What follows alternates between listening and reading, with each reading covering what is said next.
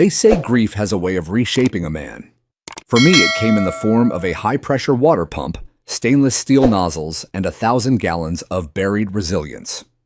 After my wife Melanie died in a house fire 5 years ago, I swore that fire would never take anything from me again, not if I had a say in it, and I did.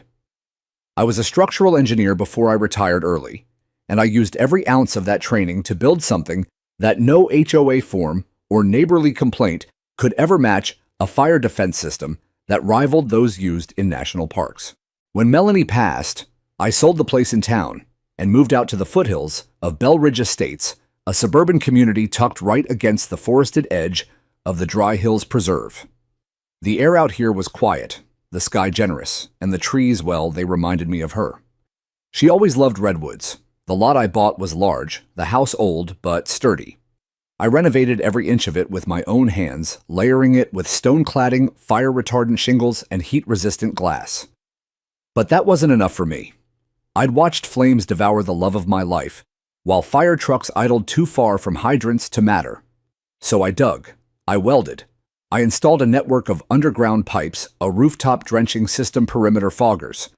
The water tanks were pressurized, gravity-fed in case of a power outage, and stocked by a separate well I had drilled separate from the HOA's lines. My neighbors called it overkill. I called it survival. Bell Ridge Estates was run by one of those HOAs that liked to pretend it was a private country club. The lawns all matched, the shutters were all painted alabaster white, and God help you if your mailbox leaned even a little. Still, when I moved in, I kept to myself. I paid my dues. I waved politely at board members. I even sat through the first annual meeting, where a woman named Karen Meisner, short hair, tight blazer, clipped voice, gave a PowerPoint on preserving neighborhood integrity. I smiled through it. I played along. But grief makes you stubborn. It also makes you unafraid. I wasn't interested in rules that endangered my life or my land. At first, no one said a word about the sprinkler system. It was discreet. You'd have to look closely to notice the silver nozzles on the roofline, or the small control box camouflaged beside my garage. And I never turned it on for show. It was a system built for emergency, not HOA approval. Then came the drought. We were entering our third month without measurable rain. The underbrush across the hills had crisped into tinder. One bolt of lightning, one dropped cigarette, and the whole ridge would ignite. CAL FIRE issued daily warnings. I ran a pressure test on my system every Saturday. I slept lighter than usual. That's when the first notice arrived. A folded letter was taped to my door. The HOA letterhead was embossed like something from a courthouse. It read, "Notice of non-compliant modification, Bell Ridge Estates HOA. Our records indicate the installation of an unapproved water-based exterior structure. This system is in violation of Article 4, Section 3B of the Bell Ridge Community Standards, which prohibits visible irrigation or mechanical systems that detract from the visual cohesion of the neighborhood. You are hereby requested to remove the system within 14 calendar days to avoid escalation and fines." There was no signature, just the stamp of the Architectural Compliance Committee. I stood on my porch that morning with the letter in hand, listening to the low groan of the forest in the dry wind, and I laughed. Not because it was funny, but because it was absurd. I wasn't watering rose bushes. I wasn't installing a koi pond with neon lights. I'd built a literal shield between my home and wildfire. And some woman in heels behind a HOA desk thought it detracted from cohesion. I didn't respond, not yet. Instead, I printed out a detailed engineering breakdown of my system, complete with diagrams, specifications, and photos of wildfires that had burned homes exactly like those in Bell Ridge Estates. I added a letter of my own, describing what it felt like to watch your spouse choke on smoke from a fire you couldn't stop. I delivered it to the next board meeting. I wasn't expecting sympathy, but I thought maybe, just maybe, common sense might find a seat at the table. I showed up that Thursday night with my portfolio under one arm. The room smelled like cookies and cold coffee. A dozen residents sat quietly flipping through agenda packets. At the front of the room, Karen presided like a headmistress, flanked by two men, Leon the treasurer and Susan the secretary, both of whom nodded at me like I was interrupting class.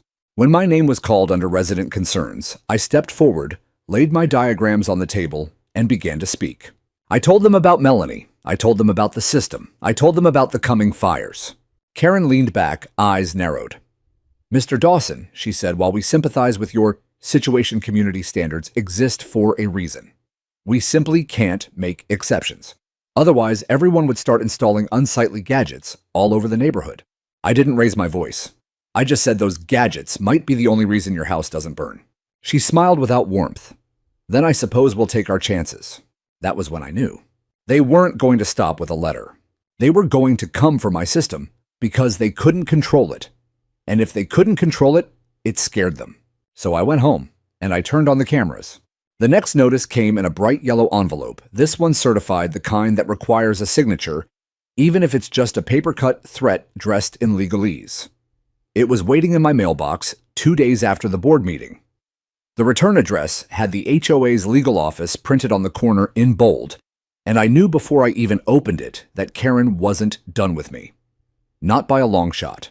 Inside was a formal cease and desist order claiming that my wildfire sprinkler system violated multiple clauses in the Belridge Estates Covenant Conditions and Restrictions, known locally as the CC&Rs, but what I now thought of as the HOA's Holy Scripture.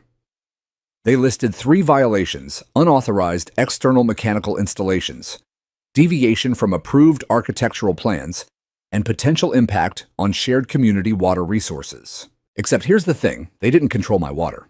That was deliberate, from day one. When I bought this lot, I paid extra for a sliver of land that included access to an old capped well that once served the ranch that existed here long before Belridge Estates. I had that well professionally tested, drilled deeper, and refitted with a self-powered solar pump and a 2,000-gallon underground cistern.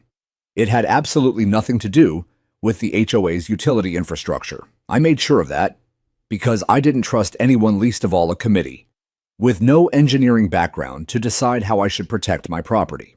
So when they accused me of draining shared community water, it was more than a lie. It was either willful ignorance or a setup. I scanned the letter, annotated it, and sent a reply via certified mail attaching blueprints, hydro permits, and proof of private water rights.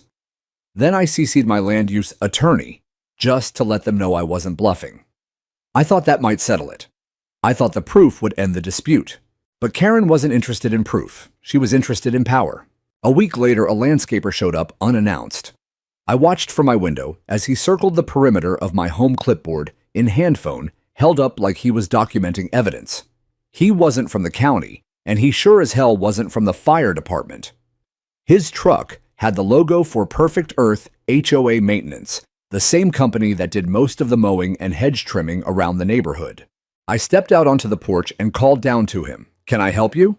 He froze, turned around like he'd just been caught picking through someone's mail, and cleared his throat. Just here for an inspection." "Inspection of what?"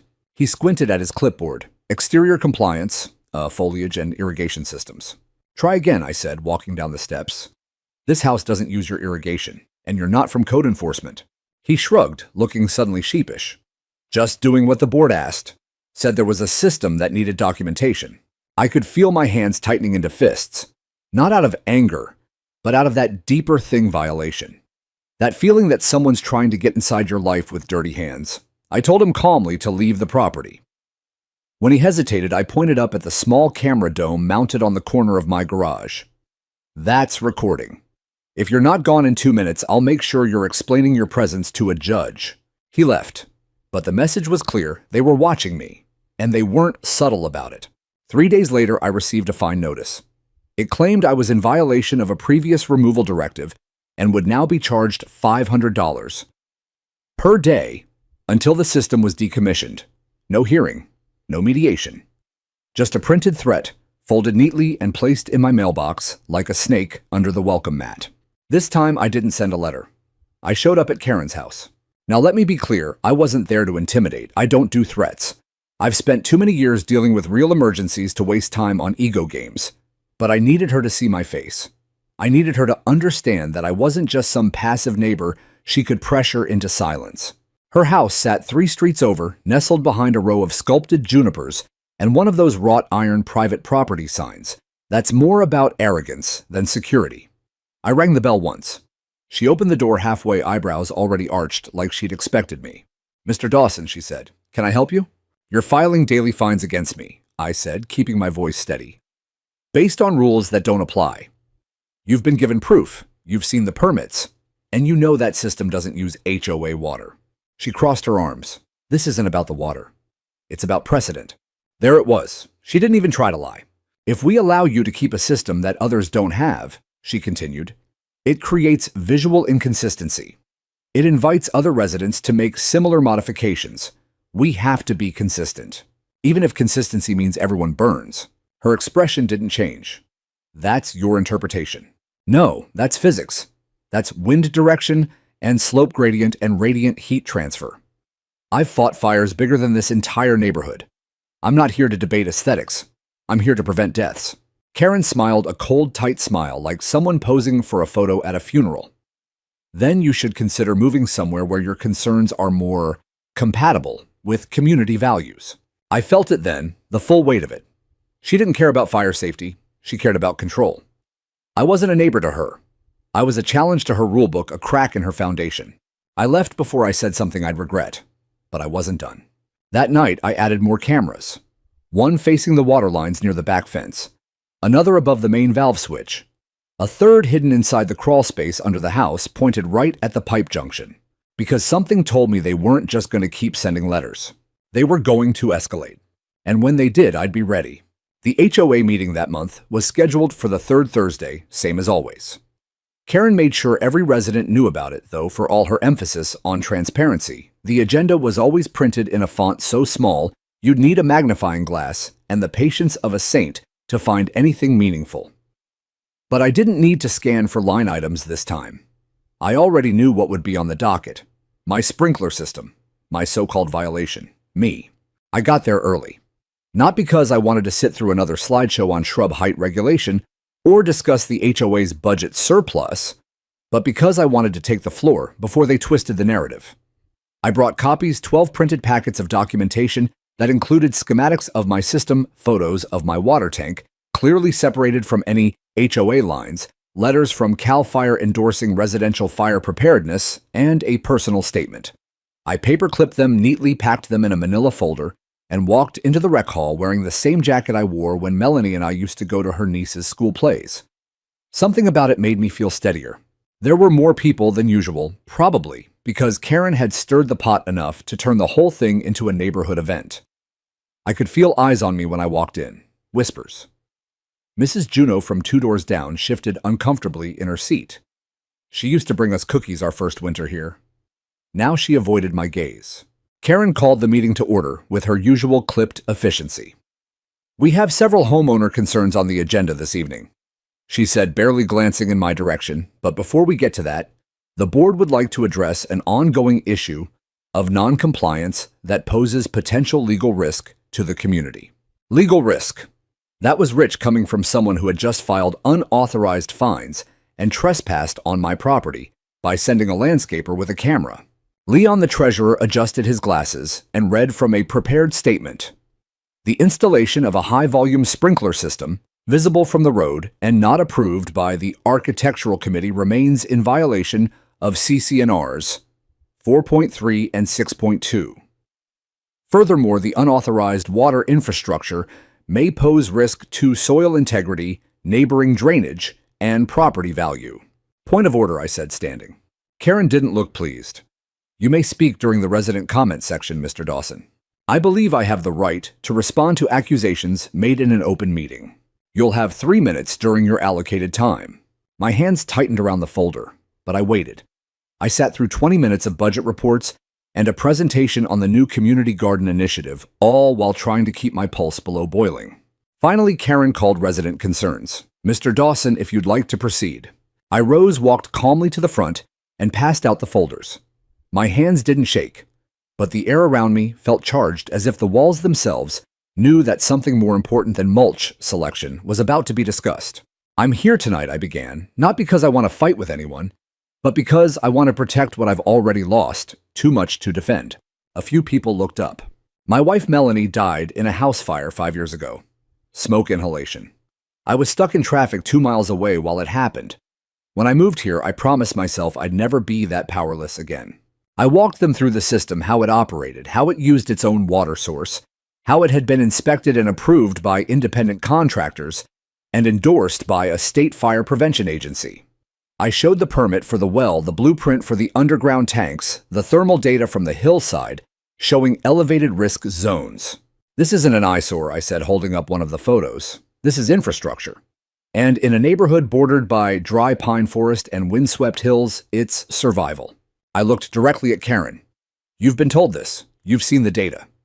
So I have to ask, why is safety a problem for this board? Karen leaned forward slowly. Mr. Dawson, while we respect your personal experience, the HOA exists to maintain community standards. If everyone acted based on their own fears, we'd have a neighborhood full of defensive bunkers. This isn't a bunker. It's a fire prevention system built according to state guidelines. Susan, the secretary, chimed in. It's not just about the appearance. It's about cohesion. Your system sends a message that this neighborhood isn't safe. It isn't, I said flatly, and pretending otherwise won't stop the flames. Karen's eyes narrowed. If you feel this neighborhood is too dangerous, you're welcome to relocate. I took a breath. This isn't about me, I said. It's about what's coming. There's brush lining the hills. Wind speeds are climbing. You've all seen the summer heat waves. You can either allow preventative measures or prepare to lose your insurance coverage when the fires come. A murmur passed through the room. Someone in the back asked, "Is that true? Could we lose coverage?" "Yes," I said, turning to face them. Fire maps are redrawing across this county. Insurers are dropping policies left and right.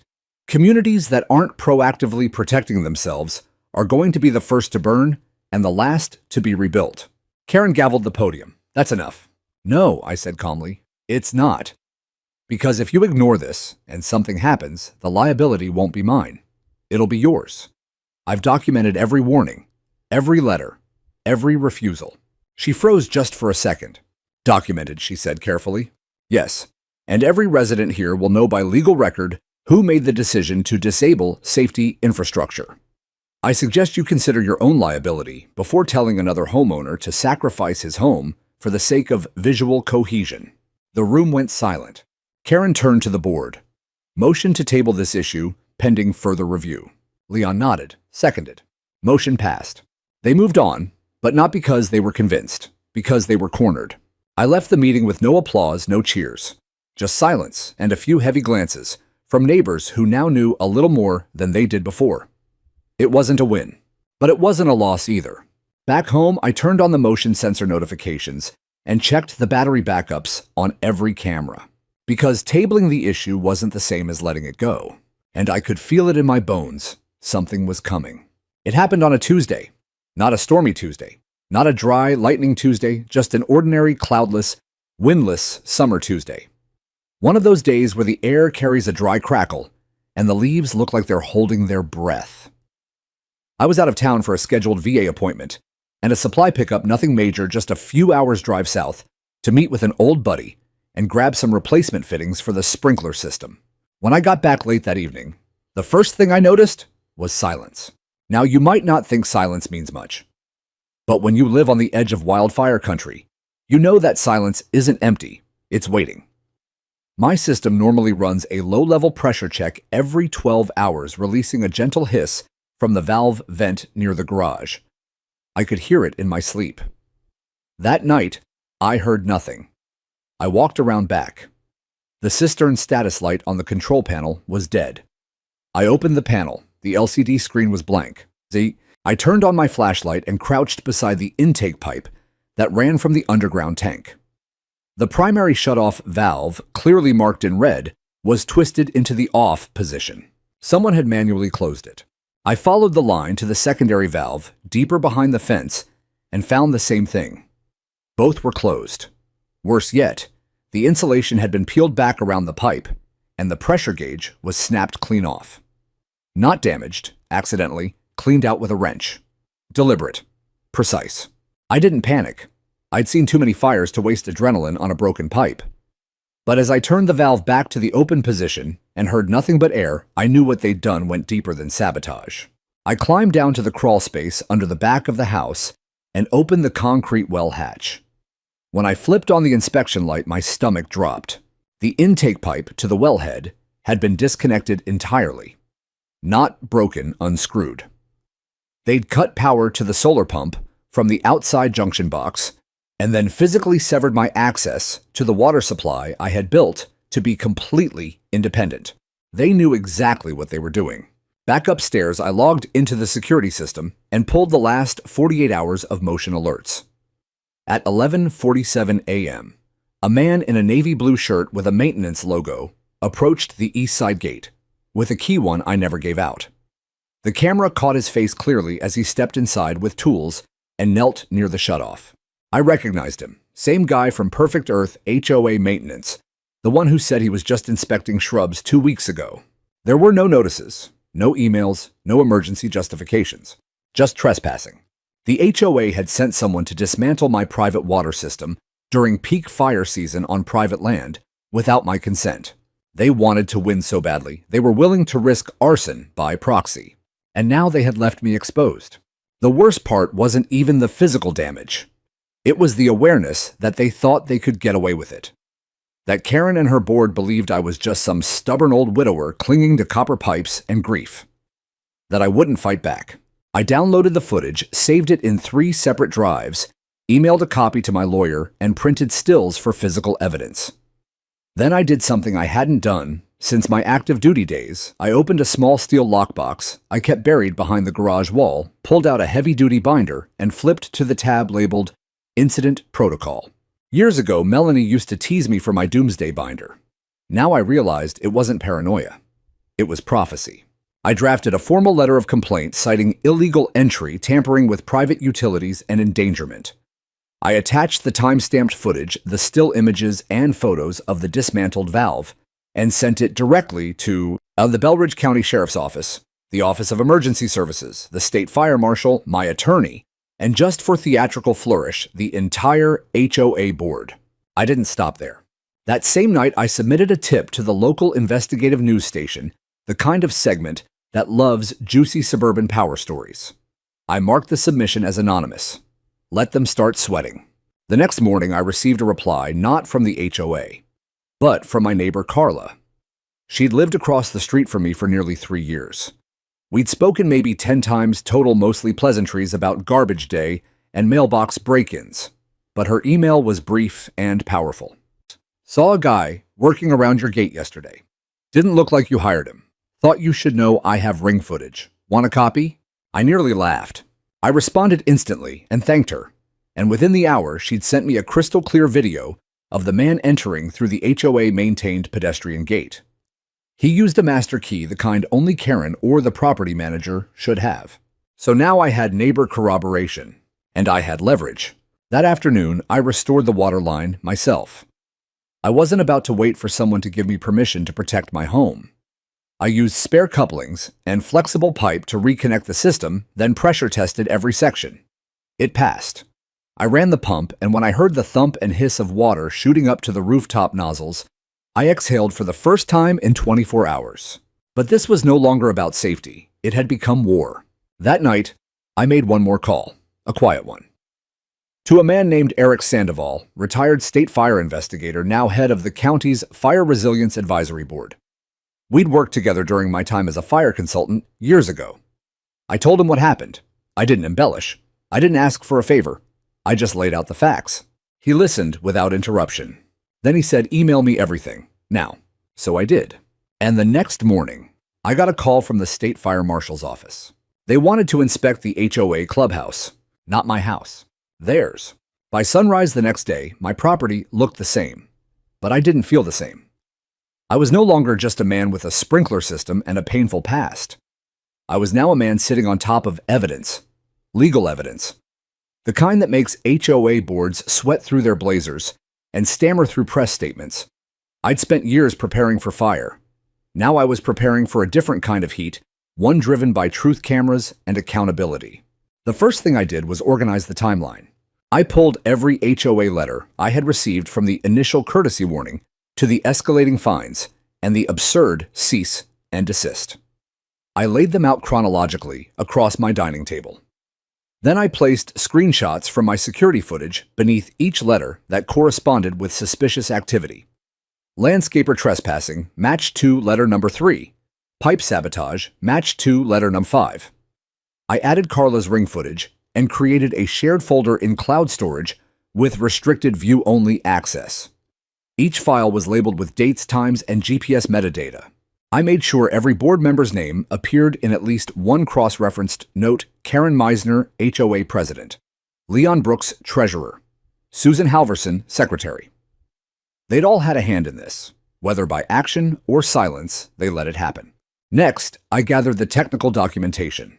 Not just my permits, but the engineer's report I'd had prepared last year when I reinforced the containment basin on my property. I wanted everything that proved my system was legal, efficient, and independent. I scanned the original well ownership certificate, the contractor invoices, the fire safety compliance checklist, and a copy of the waiver I had from the county allowing private wildfire protection mechanisms on rural edge properties. Then I contacted my attorney Joel and asked him to review it all. He called me an hour later stunned. "Mark," he said, "this is airtight. This isn't a nuisance complaint they sabotaged critical infrastructure during declared fire season. You could take this federal." "I don't want a circus," I told him. "I want them to back down and stay down." Well, that may not be up to them anymore. This went too far. Before hanging up, I authorized Joel to send a pre-litigation letter to the HOA, demanding a formal investigation, full admission of liability, and a cease on all further contact with my property. No one from the HOA was to approach, inspect, or alter anything on my land unless escorted by law enforcement or a representative from the county fire agency. Joel would file for an emergency injunction if needed. I wasn't bluffing anymore. I was done playing defense. Later that morning, Eric Sandoval called me back. He was blunt. We pulled the HOA's permits for that whole stretch of the neighborhood. They never registered as a fire-safe community. Their clubhouse doesn't meet updated egress requirements. Their fuel load assessments are 5 years out of date. Frankly, I'm surprised insurance hasn't already dropped them. I stayed quiet for a second. Then I said, "You want me to give you access?" "I don't need you to," Eric said. "We're coming under state order. But I'd like to walk it with you off the record, for background." We met that afternoon. I stood in the shade of my newly repaired cistern valve as Eric arrived in an unmarked SUV, clipboard in hand. He didn't wear a uniform, but he had the demeanor of someone used to watching cities burn. He spent 30 minutes walking my system, nodding, asking questions, taking pictures. Then he paused beside the garden fence, looked out over the slope and said, "You know what scares me? Not that this happened, but that they went for your water system first." "Why's that?" "Because it means they knew it mattered. They knew what it did, and they didn't care." That night, the HOA board posted a community bulletin on the neighborhood app. It was vague, and maybe that was the point. Notice, the HOA board is aware of recent concerns regarding utility management and property access. An internal review is underway. We ask for your patience and understanding as we resolve this matter. I couldn't help but laugh. Utility management. That's what they were calling sabotage now. The next few days were quiet. No letters, no knock on the door, just the wind brushing through the brittle trees on the ridge and the sound of sprinklers hissing gently every time I did a test run. But it wasn't over, because fire season had arrived and the temperatures were climbing fast. I monitored CAL FIRE's website obsessively. The burn index hit red that week. Winds shifted westward, blowing hot gusts toward Belridge Estates, and somewhere to the north in the underbrush between old logging trails, a spark was waiting. But I didn't flinch. I installed 2 more motion cameras, one near the HOA's irrigation pump and another aimed at the street sign outside the clubhouse. Not for revenge, for record-keeping. The only power they had over me now was secrecy. If they came again, it would be in shadows with deniability. And I wouldn't let them hide. Carla stopped by one evening holding a Tupperware of lemon squares. "I figured you could use a friendly face," she said, eyes warm behind her glasses. "Not everyone on this street agrees with Karen, you know." I thanked her. We sat for a while on the porch watching the hills change color in the heat haze. "My cousin lives in Paradise," she said quietly. "Lost everything in 2018. Took them 4 years to rebuild. I think about that a lot." I nodded. I do too. And I meant it. Because fire-like grief doesn't just destroy what it touches. It scars everything it doesn't. I had protected my home. I had documented every violation. I had proof, patience, and people now willing to stand beside me. But none of it would matter if the fire got here before the truth did. That's why I slept fully clothed that week, boots beside the bed, walkie-talkie tuned to the emergency scanner, and every battery in my system charged to full. They had shut me down once. They would not do it again. The sky changed before the sirens did. It was late afternoon Thursday. The sun had that copper tint, the kind that makes your skin crawl before your brain catches up to what it means. I stepped outside and caught the scent on the wind. Smoke-dry pine burning sagebrush, not someone's barbecue. Not a neighbor's fireplace. This was real. This was forest fire. I turned on my scanner. The voice of a dispatch officer crackled through the static. Units responding to wildland fire. Dry Hills East. Repeat, Dry Hills East. Estimated origin near mile marker 42. Rapid spread conditions confirmed. That was less than 10 miles from Belridge Estates. I moved fast. My system was already primed, tanks full, valves, open, battery backup online. But I did a manual check anyway. I double-checked the rooftop nozzles, then flipped the master switch. I heard the pumps engage with a solid thrum. The first mist began shooting over the roofline in under 20 seconds. The entire perimeter house deck trees was under a protective arc of water within a minute. Then I took my next precaution. I filled my truck with emergency supplies. Not because I planned to leave, but because I had promised Melanie I would never be caught flat-footed again. My bug-out bag, water, food, fireproof documents, all of it went into the back seat. I sent a quick message to Carla. Fire's near. Turn on your garden hose. Wet the roof if you can. Stay ready to evacuate. She responded within seconds. Already soaked the deck. Watching the hills. Be safe, Mark. That was the thing about people like Carla. You didn't realize how much they noticed until the moment really mattered. 15 minutes later, a sheriff's vehicle rolled down the main street with lights flashing, loudspeakers blaring. Mandatory evacuation in effect for Belridge Estates.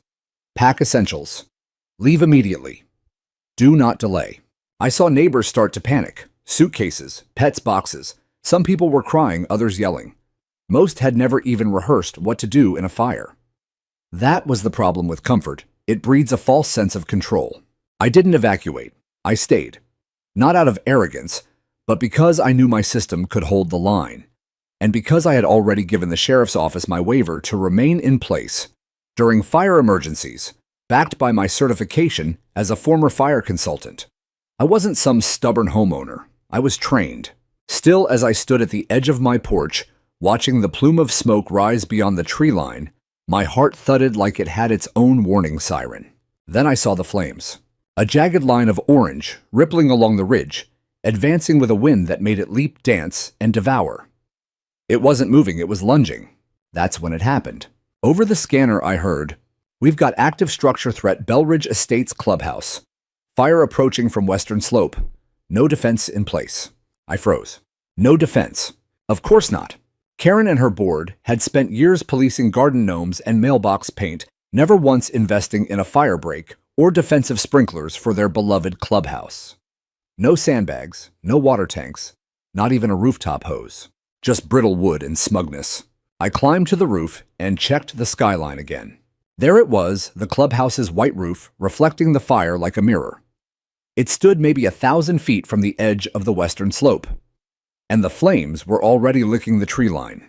I could see the black smoke climbing into the air like it had somewhere important to be. Then came the shouting.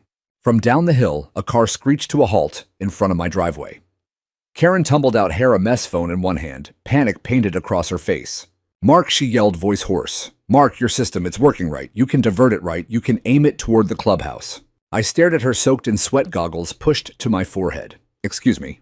You have the best system in the neighborhood. You can help. You can protect the clubhouse. It's in the line of fire." I came down the ladder slowly.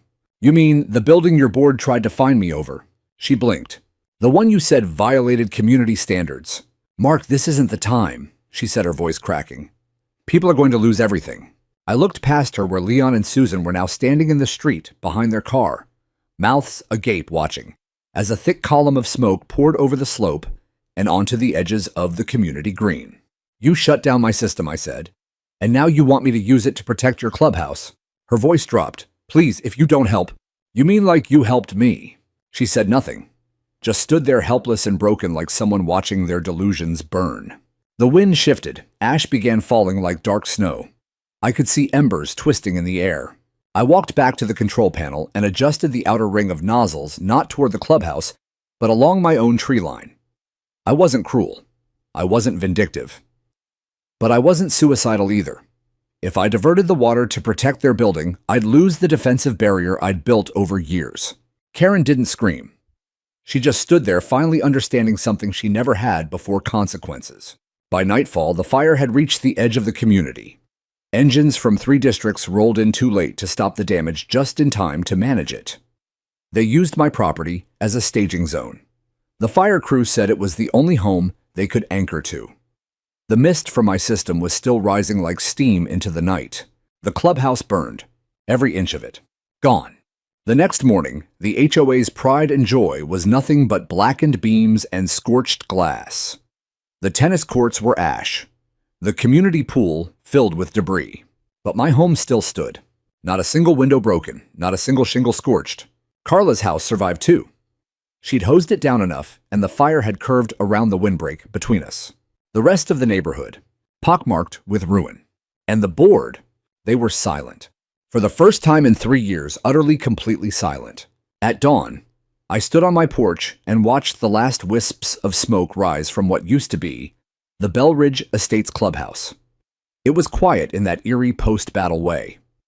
The air was still, the ground soaked from the night's suppression efforts, and the wind carried the acrid tang of scorched wood and melted plastic. Birds hadn't yet returned. The community's proud centerpiece, the crown jewel of Karen's HOA kingdom, was now a warped, hollow skeleton. I sipped my black coffee, still wearing my fire goggles pushed up onto my forehead, boots coated in ash, hands raw from manning the hoses. The misting system on my roof continued to hum quietly behind me, pushing out its automated cycles like a heartbeat that had outlived the chaos. Firefighters moved around the smoldering remains in yellow coats, checking for hotspots. One of them, a young woman named Bellin, waved to me. "Your house saved half this block," she said. I nodded humbly. I didn't feel heroic. I felt affirmed. Karen arrived not long after. She looked like she hadn't slept, hair unbrushed, makeup smudged, wearing the same pale blazer from the day before, now streaked with soot. Her heels clicked along the scorched sidewalk like a ghost returning to a battlefield. When she saw me, her steps faltered, then stopped. Behind her, Leon and Susan trailed like broken soldiers. All 3 were silent. I didn't move from my spot. Karen took one cautious step forward. "Mark," I raised a hand. "Don't."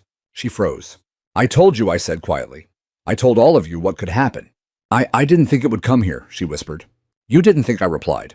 "That was the problem. You saw data permits evidence. Hell, you saw my wife's death certificate. And you still cared more about HOA aesthetics than human safety." She looked away. I stayed quiet. I continued. "I paid your fees. I followed your rules. Until your rules threatened my life. And when I stood up to you, you escalated. You trespassed. You tampered. You lied. And now your clubhouse is gone." Leon cleared his throat like he wanted to say something, but he didn't. Because what could he say? "You're lucky no one died," I added. "Because if they had, this wouldn't be a conversation. It'd be a deposition." Karen flinched. "I know. You don't," I said, "but you will." From the bottom of the hill, we heard the rumble of approaching trucks. Not fire engines this time, but official vehicles. One bore the seal of the state fire marshal. Another had the logo of the County Risk Management Department. And behind them trailed a car I recognized from last week, Eric Sandoval's SUV. He stepped out, sunglasses on a leather binder in hand. Karen turned to him immediately. "I can explain." Eric raised a hand, silencing her. "Not here, not now.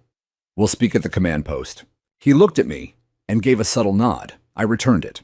They walked off without another word, disappearing behind the smoldering wreckage of what used to be a community center with yoga classes and potluck nights. What was left now was soot, silence, and shame. Later that afternoon, I was asked to join a walkthrough with the fire marshal and county officials. They treated my home like a blueprint, an example of what should have been done. "You created a perfect defensible space," one inspector said. "Low vegetation, ember-proofing, independent water. If every house here had this setup, we'd have lost nothing." I felt vindicated, not victorious, just right. And that kind of right doesn't come from ego. It comes from pain experience and a refusal to let people die Because someone didn't like the color of your pump box. The following day, news vans rolled in. The local ABC affiliate parked near Carla's driveway. She and I watched from her porch as a reporter in perfect makeup rehearsed her opening line. A suburban HOA finds itself under fire, literally and figuratively, after alleged sabotage of a homeowner's wildfire defense system may have contributed to catastrophic losses. Carla sipped her lemonade. "You're going to be on the news," I grunted. "Let's hope it's my good side." But part of me didn't care anymore about sides or optics. What mattered was the truth was out now. By the weekend, HOA members were organizing a special emergency meeting. Not the usual invitation-only boardroom nonsense, but a full open forum in the gymnasium of the nearby high school. The entire neighborhood was invited. They couldn't ignore the community anymore, not after what happened. I didn't plan on attending, but Joel, my attorney, urged me to make a statement. "Put it on the record," he said. "You don't need to shame anyone. Just be clear. Be factual. Let the board unravel itself." He was right. So I showed up folder in hand and stood behind the same cheap microphone that Karen had used for years to enforce her little empire. "My name is Mark Dawson," I said to a packed room. "You all know me. Some of you believed I was a troublemaker. Some probably still do. But I came here to live in peace, to grieve quietly, and to protect my home." I paused. Everything I did, the tanks, the sprinklers, the hoses, it was never about rebellion. It was about survival. And when I tried to explain that I was fined, threatened, sabotaged, the room shifted, whispers, heads bowed. The people responsible for that made a decision. They chose control over safety, appearances over preparedness. And when the flames came, they had nothing, because their rules protected nothing. I looked directly at Karen. She couldn't meet my gaze. But this community still has a choice: to keep playing HOA politics or to start acting like neighbors again. I stepped down to a round of uncertain applause. Not thunderous, not unanimous, but honest. That was enough. That night, Carla brought me banana bread and said softly, "They'll remember this, you know. You didn't just save your house, you saved the truth." I looked out at the hills, blackened and bare, but free of a fire. And for the first time in years, I slept. The state didn't come with fanfare. They didn't arrive waving flags or slamming gavels. They came quietly with clipboards and steady eyes, wearing boots that left deep imprints in the ash-covered sidewalks of Bell Ridge Estates. A week after the fire, the recovery effort was in full swing, but the real heat had just begun this time in the form of investigations, audits, and long overdue consequences. I was sitting on my porch, repairing one of the misting nozzles, when the black SUV rolled up again. Eric Sandoval stepped out, not with his usual relaxed air, but with an official escort, 2 state fire safety officers, and a legal aid from the Department of Emergency Services. This wasn't a friendly check-in. This was an escalation. "Mark," Eric said as he approached, "you'll want to see this." He handed me a thin envelope, official state letterhead. Inside was a printed summary of a preliminary findings report. The key paragraph was highlighted. Based on physical evidence, resident interviews, digital recordings, and expert consultation, the HOA board at Bell Ridge Estates is under formal investigation for willful negligence, obstruction of emergency safety infrastructure, and unauthorized tampering with fire prevention systems on private property. My hand tightened around the page. I felt no joy, no vindication, just the weight of inevitability. This was the outcome Melanie never got to see. This was what we should have had years ago. Eric gestured toward the now empty clubhouse lot. "The governor's office is pushing for new legislation. Your case might become the poster child for why HOA immunity needs limits in high-risk zones." I looked at him. "You're saying they're going to change the law?" "They might. At the very least, the insurance commissioner's reviewing how HOA decisions factor into regional risk assessments. If this passes, HOAs won't just be accountable to their own covenants. They'll be answerable to state emergency codes." I didn't know what to say. After years of being shut down, fined, dismissed, and ignored, now the state was using my name in PowerPoint slides. The fire had taken the clubhouse, but truth was catching fire too. That evening, as the sun dipped low, Karen showed up again this time. Without heels, without her clipboard, and without any of her usual armor. She looked like someone who hadn't just lost a building, but her identity. She walked up my driveway, slowly holding a manila envelope. Her hands trembled slightly. "I know you don't want to see me," she began. I didn't speak. I waited. She extended the envelope. "This is my resignation letter. Effective immediately. I've submitted it to the board and to the state." I took it still silent. "I made a lot of mistakes," she said. "I thought I was protecting something, an image, a standard. I don't know. I convinced myself that uniformity meant safety, that systems like yours were threats, not solutions." I finally looked at her. "You let your fear of losing control become more dangerous than the thing you were trying to prevent." She nodded. "I know, and I'm sorry." That apology didn't fix what was lost. It didn't bring back the houses, the neighborhood trust, or Melanie. But it did land. Not because it was dramatic, but because it was the first time she said it without defensiveness. Before she turned to leave, she asked, "What are you going to do now?" I thought for a moment, then said, "Keep living. Keep protecting what matters." The next few days brought a whirlwind of attention. I was interviewed by a regional newspaper. A crew from a national safety podcast came to record audio for a series about wildfire zones and community accountability. I declined most of it. I wasn't looking for 15 minutes of fame. I wanted something lasting. Still, one thing I did accept was a quiet meeting with state legislators who had been drafting a new policy initiative. They sat at my dining table, drinking the bitter coffee I always made too strong as I laid out everything I'd learned not just about fire protection, but about HOA abuse, legal gray zones, and the human cost of unchecked authority. One of the aides asked me, "Why didn't you just sue right away?" I shrugged. "Because I wasn't trying to punish. I was trying to prevent." But when you're forced to choose between the two, eventually, you stop asking nicely. They wrote that line down. Meanwhile, back in Belridge, the board held an emergency election. Carla ran unopposed for president and won by a landslide. Her first motion was to repeal half a dozen outdated restrictions and establish a new emergency readiness committee. The second motion, a community-wide training session on wildfire preparedness, hosted at my property. I agreed. That Saturday, I stood in front of 30 neighbors, showing them how my system worked, where I stored my supplies, how to set up perimeter hoses, and how to file permits for private wells. Some of them took notes. Others just watched, silently absorbing the reality they had ignored for too long. Carla stood next to me the whole time. At one point, she whispered, "Do you think this would have made Melanie proud?" I looked at the trees still scarred, but standing. She would have told me to stop talking and hand people the damn checklist. We both laughed. That evening, Carla and a few others helped me string solar-powered lights along the edge of the garden path. The fire had taken enough light from this place. It was time to put some back. And for the first time as I stood in the quiet of my backyard, the mist from the sprinkler system cooling the air around me, I didn't feel like a survivor. I felt like a builder again. By the end of that month, Belridge Estates didn't just look different, it felt different.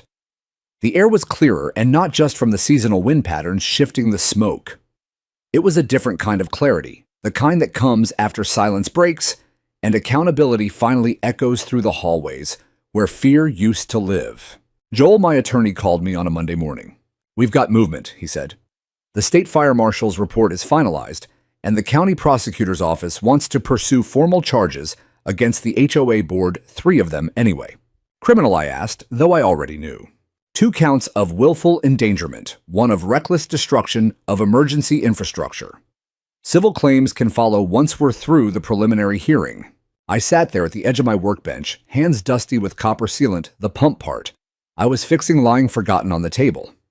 I'd spent so long trying to protect what I'd built. I hadn't thought about what justice might actually look like if it ever arrived. "Do I need to testify?" I asked. "You don't just need to," Joel said. "You're the centerpiece of the whole thing." It didn't take long for the subpoenas to go out. Karen, Leon, and Susan were formally served within 48 hours. News spread fast. The next day, I saw Karen's house with a for sale sign staked into the front yard, planted like a white flag. Susan followed suit. Leon's property was mysteriously empty by week's end. Rumors said he moved out of state. But it wasn't about vengeance for me. I didn't celebrate. I didn't gloat. I just showed up to court in my cleanest shirt, stood when asked, and told the truth. I described the sprinkler system, the letters, the sabotage, the trespassing. I handed over security footage, emails, neighbor testimonies. I answered every question with quiet clarity, making sure every juror could understand that this wasn't about one house. This was about a pattern of abuse cloaked in the language of community standards. Their defense tried to paint me as a rogue homeowner who refused to follow the rules. But the evidence spoke louder than any accusation, especially when Carla testified. Especially when the fire marshal confirmed that my home had served as the only defensible safe point for an entire fire crew during the Belridge fire. The turning point came when the prosecutor played the video, the one where the hired landscaper turned the valve looking nervously over his shoulder before walking away. Silence filled the courtroom as the footage played on a loop. That the prosecutor said was not landscaping. That was sabotage. When the verdict was read guilty on all counts, Karen didn't look at me. But I looked at her. Not to smile, not to relish, but to remind her of what she had tried to destroy. That afternoon, as I walked out of the courthouse, reporters tried to hurl questions at me. Do you feel vindicated? Are you planning a lawsuit? What would your wife say about all of this? I paused at that last one. What would Melanie say? Probably something both fierce and gentle. She always believed that integrity wasn't about revenge. It was about standing firm even when no one clapped for you. So I just said she'd be proud I didn't back down. And I kept walking. The civil case took longer, but Joel handled most of it. We filed for damages, repair costs, legal fees, stress, and emotional distress.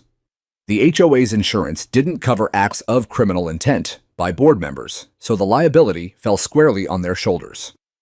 We settled out of court for an undisclosed sum. I donated half to a new community wildfire prevention fund Carla was spearheading. The rest I used to reinforce the neighborhood's fire break and install 2 new water tanks at the top of the hill, ones anyone could access. Belridge Estates, for all its flaws, had become a symbol now. Journalists dubbed it the neighborhood that burned its own rules. City officials invited me to speak on emergency preparedness panels. A local high school teacher emailed asking if his students could visit the property as part of a civics unit on environmental justice. I said yes to all of it. Not because I wanted attention, but because I knew there were more Belridges out there. More neighborhoods where someone like me was being told to sit down, shut up, and paint their shutters beige, while the world around them smoldered. I wanted those people to know you don't have to. One night, as I was cleaning up after a community workshop on rooftop defensible zones, Carla lingered behind. She helped me gather folding chairs in the fading light. You ever think about moving? She asked suddenly, now that it's over. I looked around at the property, at the cistern gleaming in the moonlight, at the silent strength of the trees that had survived at the rooftop sprinkler nozzles, still glinting like sentinels. No, I said, not anymore. She smiled. I'm glad. This place is better with you here. As she walked away, I stood for a while in the dark, hands on my hips, heart steady. There was a time I'd thought fire was the end, that what it took from me couldn't be reclaimed. But here I was on the other side, not just surviving, leading, building, healing. And somewhere I imagined Melanie standing in that golden light she loved so much, arms crossed, smiling that quiet knowing smile that always said, "You did it right." The fire was gone, but healing, as I learned, didn't come like rain after drought. It didn't wash over us. It seeped in slowly, cautiously, like green shoots pushing through charred soil. In the months that followed the trial, after the settlements, the resignations, and the policy meetings, Belridge Estates began something I never thought it capable of. It began to forgive itself. Not all at once, not everyone. Some neighbors moved away quietly, embarrassed or shaken. Some tried to pretend nothing had happened, that the clubhouse hadn't burned, that the HOA hadn't nearly cost people their homes. But others, Carla, Mrs. Juneau, the family on the corner with the twins, they started waving again. They showed up for community fire trainings. They brought casseroles when my knee went out from ladder work. They didn't ask to forget. They asked to do better. And for the first time since Melanie died, I found myself saying yes to that kind of hope. The property that had once been a source of tension, of isolation, became something else. Every Saturday, I opened my gate to anyone who wanted to learn. I taught retired couples how to install ember-resistant venting. I showed high schoolers how to build defensible space around homes. Carla helped set up a neighborhood alert system using solar radios and pre-planned evacuation routes. We printed flyers in English and Spanish. We stopped pretending disaster couldn't reach us, and instead we prepared to meet it face to face. The new HOA board was smaller, humbler, and entirely volunteer. Carla refused to take a salary. Her first official act as president was to repeal the aesthetic clause used against me. Her second was to pass a new amendment. Any homeowner with a state-registered fire defense system could install it without board approval so long as it met local code. She called it the Dawson Clause. I didn't ask for that, but I accepted it with quiet gratitude. One afternoon in early spring, she and I stood where the old clubhouse had once been. Nothing remained now but a wide clearing with blackened earth, some of it already sprouting wild grass. It was strange how empty ground could feel more honest than a standing lie. We could rebuild it, she said softly. Different this time, not a status symbol. A real emergency center with storage supplies, maybe a community room. I nodded slowly. That's worth building. She glanced at me. Would you help design it? I thought about that. For years, I had poured my grief into steel and water and pressure valves, defense, not community. But this would be different. This wouldn't be for me. It would be for the people who stayed and for the next ones to come. I'll draw the plans, I said. But this time it needs windows facing the trees. She smiled. Melanie would have liked that. I swallowed the air catching in my chest. Yeah, I said, she would have. That night, I lit a candle for her on the back porch. I didn't do it often anymore. But on certain nights when the wind was warm and the hills were quiet, I allowed myself to talk to her. I didn't let it happen again, I said into the dusk. I kept the line. The candle flickered once, then burned steady. That summer, the governor signed the Community Fire Protection Accountability Act, citing Belridge Estates by name. It required all HOAs within high-risk fire zones to register their emergency infrastructure and prohibited any board from denying reasonable fire defense installations on private property. The law passed unanimously. A reporter from Sacramento called to ask for comment. I said, "Tell them it cost me everything. Then tell them it gave something back. Because that's what grief is in the end. Not a weight, but a transformation. It carves you into something new, something raw maybe. But also something strong. It doesn't disappear. It becomes the way you build." I rebuilt. I didn't forget. But I no longer feared the fire. I learned to live with it like you live with the memory of someone you loved. Always there. Sometimes quiet. Sometimes loud. But never again ignored. And as I sat on my porch, the sun bleeding gold across the blackened ridge, the mist from my sprinklers hissing soft through the dusk, I realized I had finally done what Melanie once told me was the hardest part of all. I let go of the war. I chose peace.